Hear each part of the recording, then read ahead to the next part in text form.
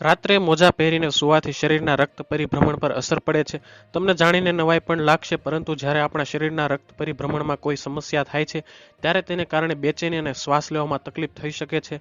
સૂતી વખતે મોજા પહેરવાને કારણે પગમાંથી હવા પસાર થઈ શકતી નથી. આના કારણે ઓવરહીટિંગની સમસ્યા ઊભી થઈ શકે છે. શરીરનું તાપમાન અચાનક વધી શકે છે, જેના કારણે વ્યક્તિ અસ્વસ્થતા અનુભવે છે.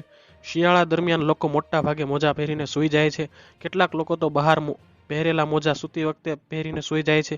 આવી સ્થિતિમાં મોજામાં ફસાયેલી ધૂળ અને બેક્ટેરિયાને કારણે તમને ત્વચાની એલર્જી થવાનું જોખમ રહેલું છે.